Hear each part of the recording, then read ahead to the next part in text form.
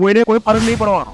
2 મહિના પછી બધા ભૂલી હશે, બરાબર. અંદરથી જીવાત નીકળેલી, અંદરથી કાલ ઉઠીને કોઈ કહેશે કે મગર નીકળેલો, તો શું કરશો તમે? ચોમાસાની સિઝનમાં છે ને ઘણી બધી જગ્યાએ ફૂડની અંદરથી જીવાત નીકળે કે કોઈ જીવડું નીકળે, તો લોકો છે ને એનો વિડીયો બનાવીને સોશિયલ મીડિયામાં ઘણી જગ્યાએ વાયરલ છે. પણ આમાં તમે વાંક કોણ પાડો? રેસ્ટોરન્ટ માલિકનો વાંક કે એમને હાઇજીન પ્રોપર મેન્ટેન નથી કરી?